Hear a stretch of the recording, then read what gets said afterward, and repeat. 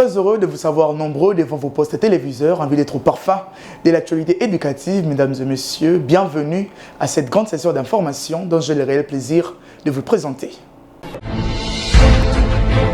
La plus grande distinction est la mention obtenue par le chef de travaux Mputulu Kusadjeff à l'issue de la soutenance publique de sa thèse intitulée « Impact de la politique d'endettement sur la performance des petites et moyennes entreprises congolaises », une étude empirique en données des panels cités au sein de l'Université protestante du Congo. Valongolou pour les reportages.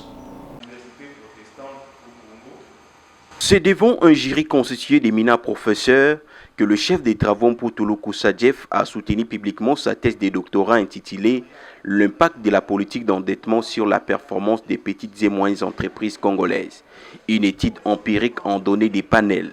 Dans son exposé, l'impétrant a fait savoir que la performance financière des PME congolaises est expliquée par la politique d'endettement suivante. Le dette à court terme impacte la rentabilité financière alors que les dettes à moyen et à long terme ne l'impactent pas. Le dette à moyen et long terme explique la rentabilité économique alors que les dettes à court terme ne l'influencent pas. Il a par ailleurs recommandé à l'État congolais d'améliorer la fiscalité et parafiscalité en incitant les PME à appliquer les résultats de cette publication. Au PME, il a recommandé de choisir et appliquer une politique d'endettement composée des dettes à court terme, de la taille de l'entreprise et de la tangibilité d'actifs et des crédits fournisseurs.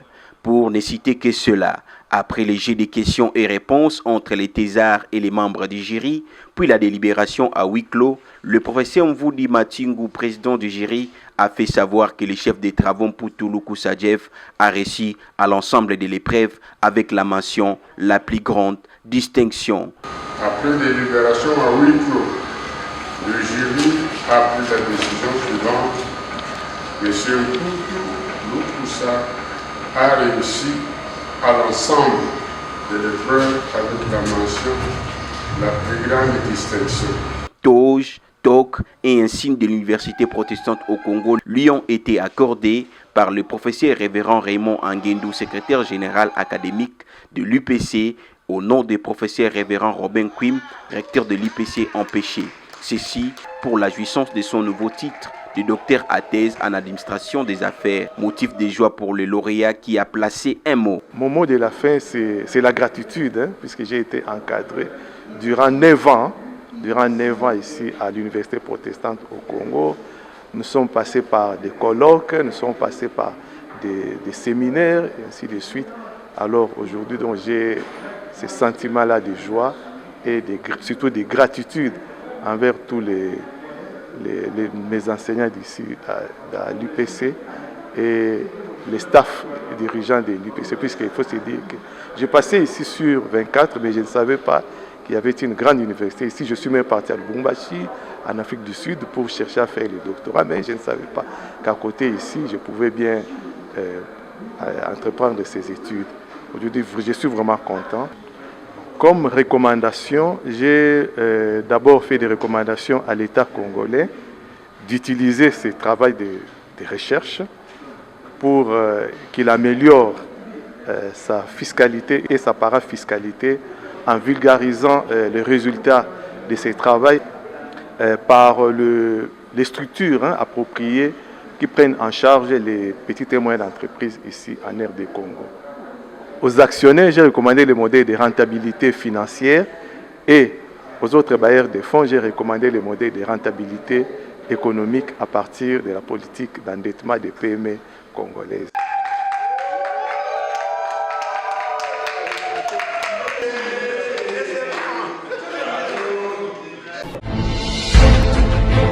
Fragilité des institutions de microfinance et prévention de leurs défaillances dans le contexte congolais de 2010 à 2022, c'est le titre de la thèse de doctorat soutenue publiquement par la chef du travaux Henriette Luyeye de la faculté des sciences et gestion de l'université pédagogique nationale. La cérémonie a eu lieu au sein de cet établissement universitaire. Georges Ndilumbi et Christian Chipamba pour les reportages.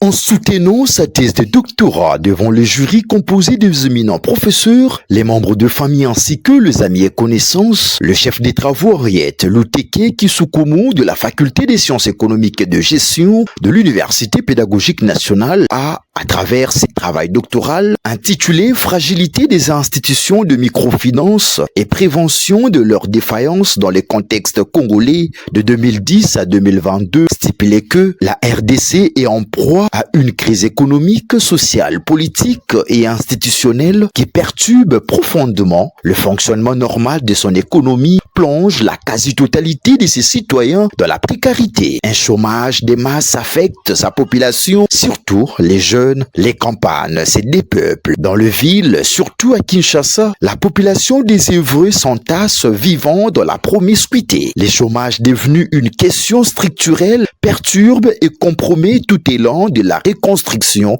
nationale. En RDC, le pillage de 1991 et 1993 seront les événements déclencheurs à grande échelle de ces institutions alternatives de financement capables de fournir des microcrédits dans les zones rurales et périurbaines défavorisées. Mais hélas, cet espoir s'estoppe au fil du temps à cause de la fragilité des dites institutions qui poussent comme les champignons mais ne tiennent que pour un temps. Cette étude, poursuit-elle, dégage comme cause de cette fragilité entre autres les sources de financement des activités, les coûts du service financier face aux besoins des dites institutions, l'abandon des créances crédits non remboursés, la réglementation, élément essentiel pour le bon fonctionnement de ces institutions ne répondant pas aux réalités actuelles. Pour lutter contre la fragilité des dites institutions et au regard du contexte congolais, l'approche Henriette Luteke Kisukumu, HLTKK en sigle, au travers une analyse économique, offre des solutions innovantes déclamées comme suit. La hiérarchisation consistant au respect strict des attributions du job description, la limitation des risques de crédit, les temps exigés aux bénéficiaires de crédit, le respect du délai des remboursements sous peine des sanctions, a conclu la récipiendaire. Au terme de l'évaluation minutieuse du travail par le jury et la délibération en huis clos, le chef des travaux Henriette Luteke a réussi avec la mention la plus grande distinction. Motif de son couronnement par le secrétaire général à la recherche de l'UPEN pour la jouissance de son nouveau titre de docteur en sciences de gestion. Contente du résultat, la spécialiste en gestion financière et comptabilité a souligné que nous avons travaillé avec un panel d'IMF de 4 provinces dont Kinshasa, Congo central, le Kwilu et le Nord Kivu. Les analyses effectuées, les enquêtes sur terrain, nous avons constaté qu'il y a les institutions qui ne sont pas bien gérées, qui sont mal gérées. La balle est dans le camp des gestionnaires. Les institutions, lorsqu'on met son argent, ce n'est plus votre poche. C'est une personne morale qui doit être gérée différemment de la personne physique. Et surtout dans les COPEC, les personnes qui mettent de leurs fonds, les associés, doivent s'intéresser de la chose de leur entreprise. Et lorsque ça tombe en faillite, tout le monde est perdant. Il y a plusieurs institutions de microfinance qui, à la fin de l'année, ne certifient pas leurs comptes. À la Banque centrale également, c'est vrai qu'il y a le contrôle qui s'effectue, qui est l'autorité de régulation, qui doit jouer son rôle sur un contrôle effectif et que ce contrôle soit bien suivi afin que ceux que eux contrôlent puissent à même d'atteindre les objectifs sur leurs institutions. Une ambiance bon enfant a sanctionné cette cérémonie riche en couleurs.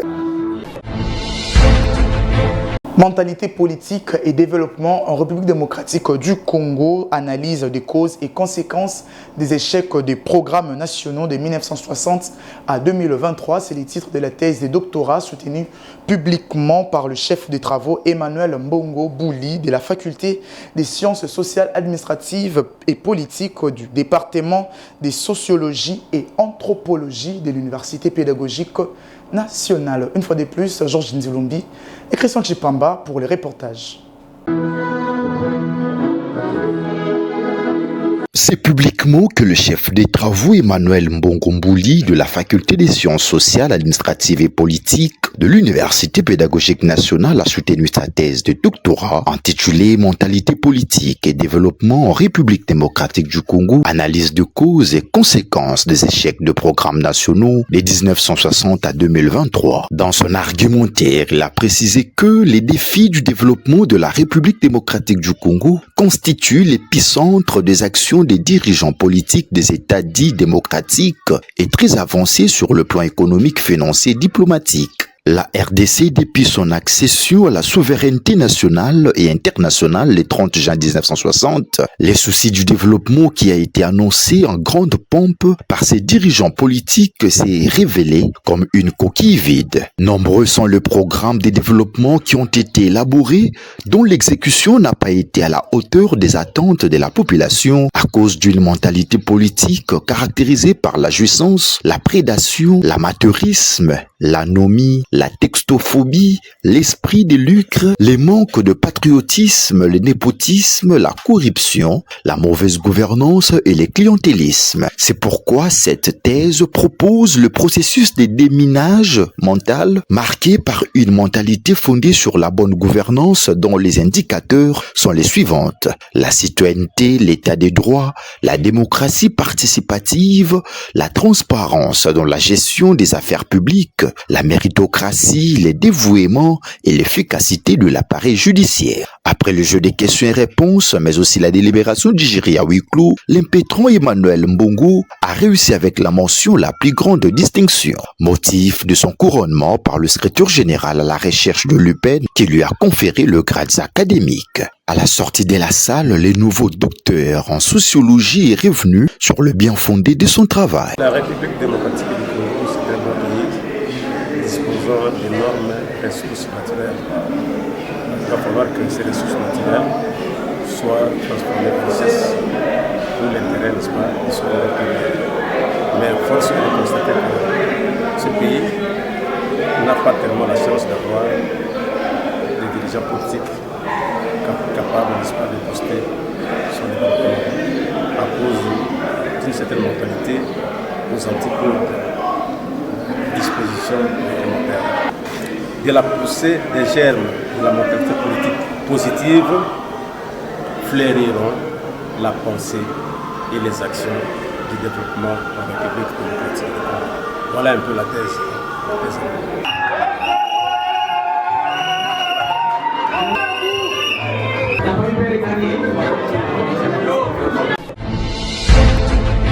Changeons de chapitre à présent, la structure dénommée MK, en collaboration avec le Centre international d'évangélisation Mission intérieure africain en République démocratique du Congo, a organisé une conférence débat à l'Institut supérieur pédagogique de Lagombe sous le thème « Briser les obstacles de l'emploi en RDC ». Cette activité qui a réuni plusieurs experts et étudiants a eu lieu dans la salle du cinquantenaire de l'ISP Gombe. Tonton Biongo était présent pour les comptes du journal universitaire. Sensibiliser la jeunesse congolaise en général et les étudiants en particulier à identifier et analyser les difficultés que rencontrent ces derniers à s'octroyer facilement de l'emploi après leur cursus académique. C'est l'objectif poursuivi dans cette conférence organisée par la structure MK Empire en collaboration avec le Centre international d'évangélisation Mission intérieure africaine en République démocratique du Congo, SIMIA en sigle à l'ISP Gombe sous les thèmes « Briser les obstacles du marché de l'emploi en RDC ». Plusieurs panélistes ont partagé avec l'assistance leur parcours, défis et expériences dans les marchés de l'emploi, tout en martelant sur la bonne orientation scolaire, la flexibilité dans l'apprentissage et dans la formation selon sa vision, savoir saisir les opportunités et apprendre de ses échecs. Ils ont en outre relevé quelques freins professionnels dans l'embauche, entre autres la recherche du boulot, les manques d'expérience professionnelle, les CV qui n'attirent pas, manque de compétences, d'estime de soi et de créativité. Pour éclairer l'opinion après échange entre les participants et les intervenants, ces experts ont souligné que les relations ne suffisent pas pour avoir un emploi et seule la compétence, les savoir-faire et être leur qualifieront et valoriseront. Une satisfaction pour Gédéon Congolo, coordonnateur de la structure NK Empire, qui s'est exprimé en ces termes. Les motivations qui nous ont poussé à organiser cette conférence à l'ISP, c'est parce que nous avons constaté que beaucoup d'étudiants ici, surtout à l'ISP Gombe, une fois qu'il fait son parcours académique, ne se retrouve pas dans le marché de l'emploi. Alors, nous avons invité quelques panélistes qui ont fait le parcours et c'est grâce à leur expérience qu'ils ont pu exposer leur parcours. Le message que je veux lancer aux étudiants de l'ISP Gombe, en RDC, on peut aussi être ces jeunes qui vont rénover, qui vont apporter une innovation dans le marché de l'emploi. Bien que le marché de l'emploi est saturé, mais il reste encore beaucoup de secteurs qui sont encore fiables, qui sont encore en exercice. Il s'y est dénoté que NK Empire fera la ronde des universités privées et publiques de la place pour échanger avec le futur cadre du pays à ce sujet crucial d'embauche après les études universitaires.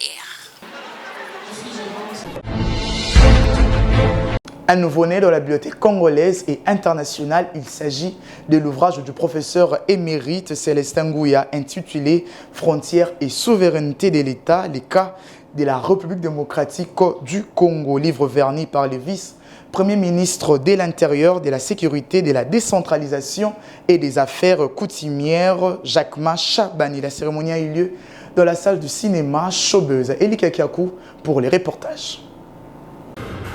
C'est dans une mélodie angélique portée par un cantique solennel qu'a débuté cette cérémonie de vernissage du nouvel ouvrage du professeur émérite Célestin Ngouya intitulé « Frontières et souveraineté de l'État, le cas de la République démocratique du Congo ». Une cérémonie lancée par l'éditeur, le professeur et directeur général de presse universitaire du Congo, avant de laisser place à la présentation de l'auteur par le professeur Yvon Mingachang. Le professeur Jean-Pierre Mavungu, quant à lui, chargé de l'exposé du contenu de l'ouvrage. Dans sa présentation, le professeur Mavungu a mis en lumière les enjeux majeurs abordés dans le livre, notamment l'insécurité transfrontalière liée à la migration, l'exploitation illicite des ressources naturelles, ainsi que l'exploitation incontrôlée de celles-ci vers le pays voisin. Il a également souligné l'analyse de l'auteur sur l'existence des réseaux de collecte et d'usines opérant dans les États limitrophes, révélateur d'une coopération régionale souvent ambigue.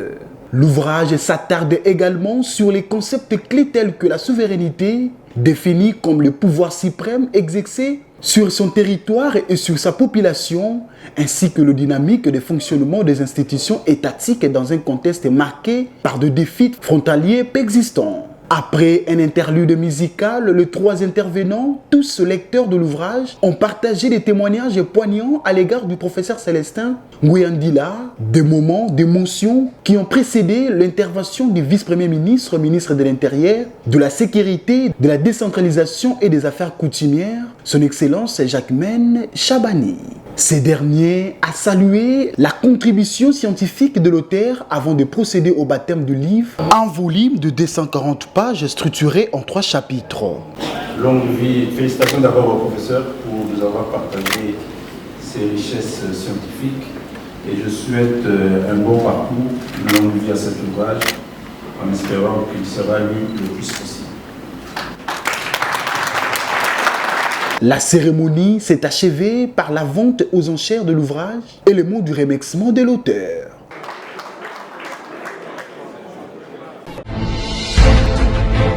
Le minerai de sang en République démocratique du Congo, enjeux, impact et perspectives, c'est les thèmes de la conférence débat que l'université protestante au Congo a organisé pour dénoncer les crimes commis sur le sol congolais. C'était le mardi dernier à l'université protestante du Congo. Valongolou pour les reportages. La situation de guerre à l'est de la RDC ne laisse pas les scientifiques congolais à pousser leurs réflexions afin de porter leurs contributions. Voilà qui justifie cette conférence débat que l'université protestante au Congo a organisée pour dénoncer les atrocités que la RDC connaisse. Au nom du comité de gestion et de sa communauté universitaire, le professeur Robin Quim a souhaité à tous la bienvenue et a placé un mot pour la circonstance. Il y a une conférence très importante pour notre pays. L'intitulé de la conférence était le suivant: le minerai de sang de la République démocratique du Congo, défis, enjeux et perspectives d'avenir. Vous savez que la guerre d'aujourd'hui, depuis 30 ans, elle a comme cause la cause identitaire, c'est-à-dire que tout le monde veut se faire congolais, dire que c'est notre terre, le cas de nos frères Tutsi, mais plus la guerre de richesse, ce sont les minerais du Congo. Vous avez vu même au niveau de la communauté internationale, on met l'accent sur les richesses du Congo. Donc les minerais de sang, c'est que nos frères et sœurs meurent, nos mamans sont violées à cause de nos propres minéraux qui deviennent minéraux de sang parce que c'est le sang qui coule pour que les belligérants, les terroristes viennent chez nous exploiter nos minéraux. Cette conférence était pour conscientiser la communauté universitaire de l'IPC, non seulement conscientiser, les rendre attentifs, attentives sur les dangers qui courent notre pays avec cette exploitation illicite. Et vous avez vu, son Excellence le vice-ministre de la Justice et chargé du contentieux international, le professeur Jean-Paul Mopo, qui est spécialiste dans ce domaine, qui a publié beaucoup d'ouvrages sur les minéraux de sang. Ils étaient les grands orateurs.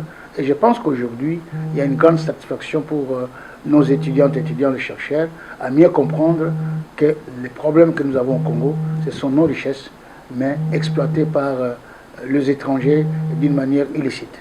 C'est autour du thème « Le minerai des sons de la RDC, enjeux et perspectives » que des conférenciers ont exposé devant l'assistance. Samuel Mbemba, vice-ministre de la Justice, auteur du livre « Le domaine de la loi et du règlement de droit congolais » a exploité les sous-thèmes, le cadre juridique et des initiatives du gouvernement. Le professeur Paul Mopo Kabanda, auteur du livre « Minerai des sons, une guerre sans fin et des crimes ignorés » est allé droit au but en faisant savoir que la Cour pénale internationale n'a pas la possibilité de juger les crimes des rapports mapping, d'où le tribunal ad hoc permettra à la RDC de venir à bout des minéraux de sang, crises de masse qui sont commis sur le sol congolais.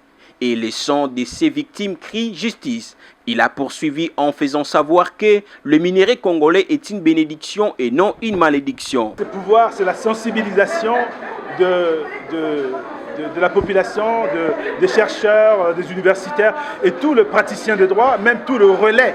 Tous ceux qui font le relais sur terrain doivent être sensibilisés à ces questions importantes. Le but, c'est que nous prenons conscience qu'il appartient à la République démocratique du Congo de prendre l'initiative. Toutes les initiatives n'excluent aucune initiative qui permettrait au pays de retrouver la paix, de pouvoir profiter totalement des ressources naturelles dont regorge le sous-sol congolais. Le message que nous pouvons donner au peuple congolais est un message d'espoir, d'abord un message de compassion, de solidarité avec ceux qui, à l'Est, subissent de plein fouet les conséquences de l'exploitation de ces minéraux de sang, mais aussi l'espoir, l'espérance que dans les semaines, mois et années à venir, la République démocratique du Congo retrouve une paix totale. Cette conférence débat s'est clôturée après les jeux de questions et réponses dans une ambiance festive.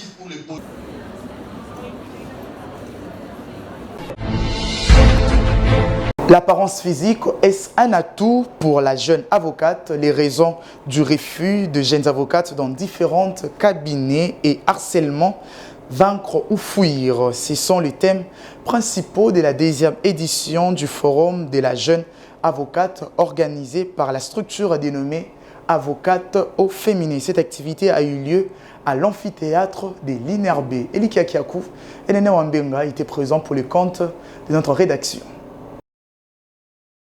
Plusieurs avocates et avocats ont participé à cette 10e édition du Forum de la jeune avocate, une activité organisée le vendredi dernier à l'amphithéâtre de l'Institut national de recherche en biologie médicale par la structure renommée Avocats au féminin.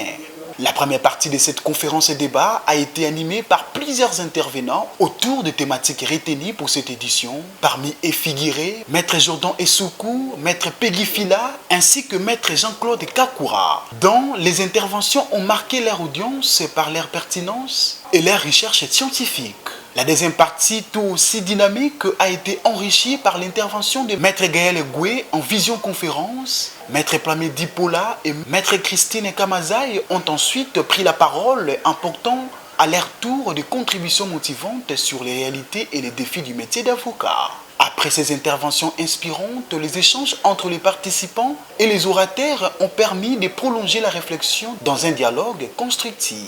Très satisfaite du déroulement de l'événement, l'organisatrice est revenue sur les différents thèmes abordés, soulignant leur importance pour les jeunes professionnels du droit. Par rapport à ces thèmes, je disais lors des interventions que j'ai eu assisté à une soirée où sur la table où j'étais assis, il y a un avocat qui a dit que dans son cabinet, il ne prenait pas les femmes. Alors j'étais quand même choquée de l'entendre s'argumenter quant à ce. Et je me suis dit, c'est quand même quelque chose qui affecte les avocates. Chaque fois que je discute avec elles, elles me disent que maître, je n'ai pas de cabinet, aidez-moi à trouver un cabinet. Alors que moi aussi, je suis encore jeune avocate. C'est comme ça que je me suis dit, il vaut mieux créer dans ces cadres, pour en parler, discuter des causes réelles qui font en fait qu'on refuse des avocats dans les cabinets, mais aussi des solutions pour y remédier. Alors par rapport à l'accès, j'étais dans une soirée d'avocats où sur ma table où j'étais assis, il y a un avocat qui a dit qu'il ne prenait pas des avocates dans son cabinet. Alors il a avancé plusieurs raisons et je me suis dit pourquoi pas à la prochaine édition parler de ces raisons-là, mais aussi des solutions pour y remédier. Quant à l'apparence physique, c'est un fait quotidien. On voit les avocates qui se penchent plus sur les points physiques et oublient l'intellect. Alors nous pensons que c'est bien de prendre soin de soi. La profession d'avocat est une profession noble où on doit vraiment être bien soigné, bien se présenter, mais aussi insister sur l'effet de s'armer intellectuellement. La cérémonie s'est clôturée dans une atmosphère conviviale, marquant par la remise de brevets de participation et les mots du bâtonnier qui a salué l'initiative et encouragé sa pérennisation.